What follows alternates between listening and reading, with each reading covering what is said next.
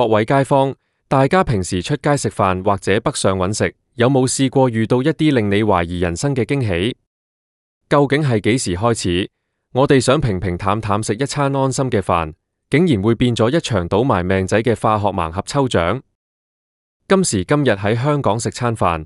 真係隨時心臟病發。早2日先有位街坊去大快活或者大家樂呢啲大家由細食到大嘅連鎖快餐店，諗住37塊銀錢叫個焗豬扒飯或者蒸滑雞飯，點知一匙羹滑落去，粒米竟然係硬邦邦嘅，直情係未煮熟嘅生米。37塊銀錢買個飯，唔係叫你教我做農夫種米，亦都唔係叫我表演牙力吞生米啊！呢啲平民快餐店一直以來都係香港人嘅食堂，大家放工攰到死，想求其各食完回家休息，結果換嚟嘅係一咬牙齒差啲慘告慘死。但你以為留喺香港食飯先會踩雷？咁你就太天真啦！呢幾年香港人個個星期6日都興講句北上消費，話深圳食嘢又平又抵，服務又好，湯底又濃。點知最近深圳一間標榜老火慢燉、健康養生嘅名牌酒樓，爆出一宗全網震撼嘅新聞。有位顧客喺個大湯煲底，居然用匙羹撈出一部黑忽忽、已經煮到爛爛地嘅智能手機。你冇聽錯，真係一部黑手機。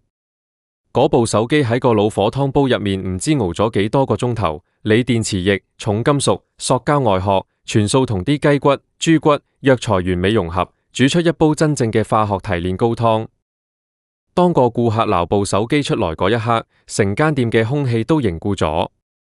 呢啲咁離奇嘅事，真係寫劇本都寫唔出。點樣可以將一部手機跌咗落個幾十升嘅湯煲入面，煮咗幾個鐘頭都冇人發現？呢兩件事一出，真係震撼咗成個中港兩地。一邊係香港快餐店叫你吞生米，一邊係北上飲湯叫你吸收重金屬，中港餐飲業簡直係齊大崩盤。大家諗下，以前我哋去食飯，最怕嘅只係服務態度唔好，或者味道偏鹹偏淡。點知去到2024、2025年，再到依家2026年，我哋要求嘅竟然已經降到最低嘅食唔食得死人。講返香港大家樂呢個生米事件，其實背後反映出嘅係成個香港快餐業嘅骨牌效應。以前嘅快餐店，廚房入面有大廚、有二廚，師傅睇住個火候，蒸飯要蒸幾多分鐘，水分要落幾多，全部都係經驗同手藝。但依家香港租金貴，人工貴，好多連鎖集團為了節省成本，全面引入自動化蒸飯機或者預製米飯包。只要個工人在設定時間嗰陣錯手咁錯咗一個按鈕，或者個機械感應器故障，幾十個盒飯就咁樣原封不動送咗出去俾顧客。更恐怖嘅係，出餐嗰個員工竟然完全冇檢查，就咁樣將一份連米心都未熟透嘅飯遞到顧客面前。呢啲唔單止係技術問題，係成個品質監控同管理層嘅系統性崩潰。大家用37塊銀錢去買個飯，買返嚟嘅唔係食物，而係連鎖集團降本增效之下嘅犧牲品。再講返深圳嗰煲手機老火湯，呢件事更係將大陸預製菜同餐飲衛生嘅隱憂推到去最高峰。好多香港人去到北上，覺得啲老火湯又鮮又甜，以為真係用咗幾十斤肉同藥材熬咗10個鐘。但如果你了解過現代餐飲業嘅秘密，你就會知道，好多所謂嘅老火湯，其實只係用咗高湯精、三聚氰胺味素同埋骨粉膠囊調配出來嘅化學液體。廚房根本連個真正嘅大湯煲都冇，所有嘢都係預製包，包裝袋一撕開，倒入水煮滾，幾分鐘就煲出你以為熬咗半日嘅老火湯。嗰部黑手機之所以會出現喺湯煲入面，最有可能嘅情況就係廚房工人喺處理預製湯包或者大煲分裝嗰陣，邊玩手機邊工作，手機一唔小心跌咗落去。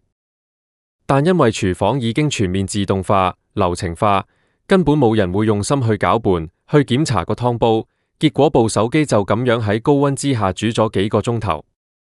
嗰啲鋰電池在高溫之下會釋放出極度有害嘅化學物質，成煲湯基本上已經係毒藥。嗰個顧客食咗幾口先撈到部手機，諗起都覺得反胃。依家嘅街坊真係避無可避，留喺香港你要接受極度昂貴嘅價格，買嚟嘅卻係工廠預製、機械加熱，甚至係連米都未熟嘅產品。你想逃離香港，去深圳尋找性價比，點知等緊你嘅係更不可控嘅化學盲盒。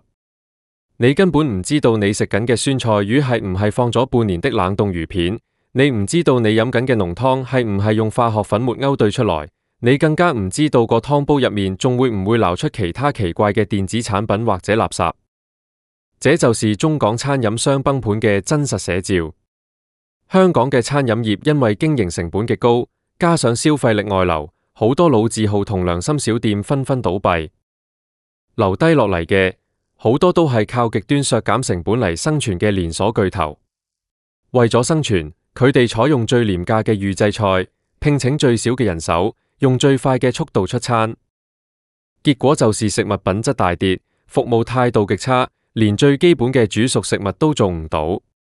而大陸嘅餐飲業雖然看起來選擇極多，包裝精美，價格便宜，但背後嘅供應鏈高度依賴科技與狠活。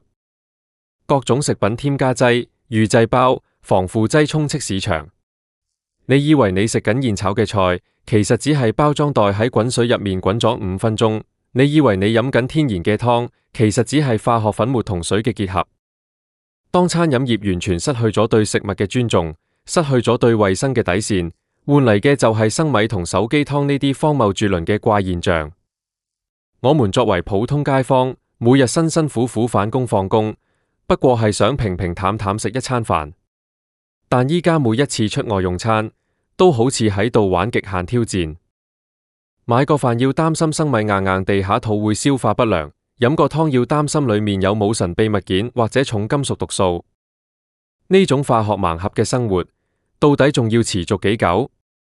香港人一直以來都以美食之都自豪，但如果連最基本的食品安全同品質都無法保障，美食之都嘅名號只會變成一個諷刺。不論係香港嘅快餐店，定係北上嘅網紅餐廳，如果只顧住降本增效，忽略咗食品安全同基本良心，最終只會被消費者徹底拋棄。各位街坊，喺呢個預製菜同化學盲盒泛濫嘅年代，大家出街食飯真係要張大雙眼，小心擇食，保護好自己同家人嘅健康啊！